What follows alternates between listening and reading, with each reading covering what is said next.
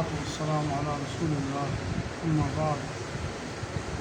اللہ تبارک و تعالیٰ نے قرآن کریم میں ارشاد فرمایا الیوم اکملت لکم دینکم واتممت علیکم نعمتی ورضیت لکم الاسلام دینا۔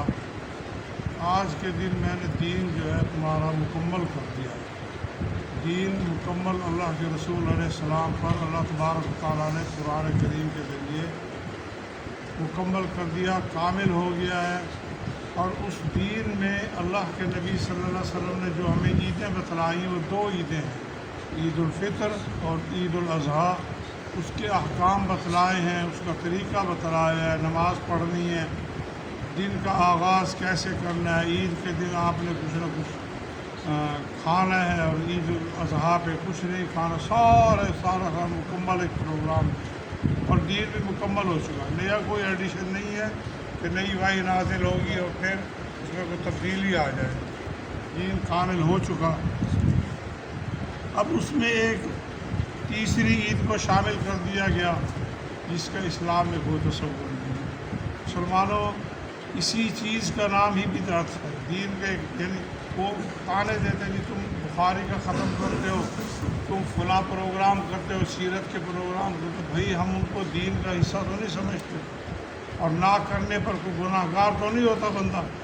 دیکھیے کام ہے، دعوت کا کام کر لیا تو ٹھیک ہے، نہیں کیا تو نہیں ٹھیک۔ یہاں تو دین کا حصہ بنا دیا، اور جو اس عید کو ان کے طریقے سے نہ منائے وہ ابلیس کا ساتھی کہتے تو شیطان کا ساتھی۔ ابلیس کے سوا سارے خوشی منا رہے، اس قسم کے جملے کہے جاتے ہیں۔ اب دیکھیے یہ کتنا بڑا بہتان ہے صحابہ کرام پر۔ انہوں نے تو ایسی خوشی نہیں منائی تھی، اس طرح سے انہوں نے کوئی پروگرام نہیں کیا تھا۔ تو یہ معاملات جو ہیں بڑے سنگین ہیں، نہایت سخت ہیں۔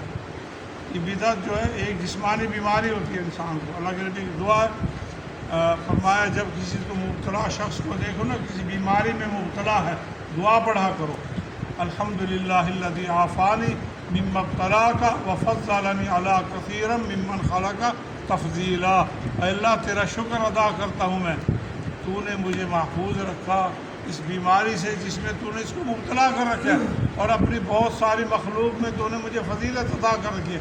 حقیقت یہ ہے کہ اس سے بڑی روحانی بیماری تو کوئی ہے ہی نہیں کہ ایک چیز دین میں نہیں ہے اس کو زبردستی دین کا حصہ بنایا جائے۔ تو حقیقت اسی طرح ہے کہ جب بھی آپ اس قسم کے محرم میں بدبودار لتھڑے ہوئے جسم خون آلودہ اپنے آپ کو مار پیٹ کر رہے ہیں اور ثواب سمجھ رہے ہیں، تو اس دعا کا سب سے زیادہ حق اس وقت ہے اگر آپ کی نظر پڑ گئی تو فوراً دعا پر اللہ تیرا شکر ہے، تو نے مجھے عافیت میں رکھا اس بیماری سے جس میں تو نے ان کو مبتلا کر رکھا ہے۔ اسی طرح اللہ کے نبی کی وفات کے دن جو شخص خوشیاں مناتا ہے اور جشن مناتا ہے، ان کو دیکھ کر بھی یہ دعا پڑھنی چاہیے کہ اللہ تو نے مجھے محفوظ رکھا اس قسم کی خرافات سے، ایسی بیماریوں سے۔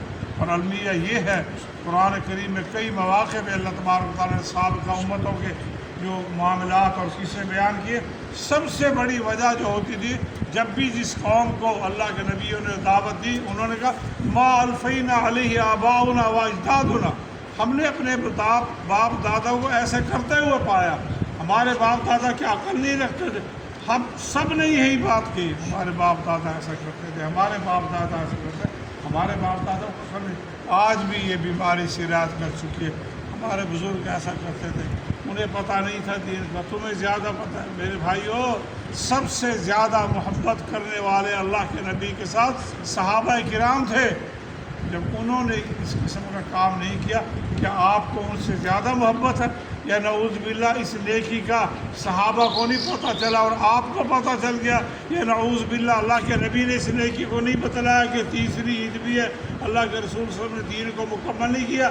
حالانکہ حجۃ الوداع کے موقع پر اللہ کے نبی صلی اللہ علیہ وسلم نے 1 لاکھ سے زیادہ مجمع تو فرمایا، لوگوں کیا میں نے دین پہنچا دیا؟ سب نے بیک وقت کہا آپ نے پہنچا دیا۔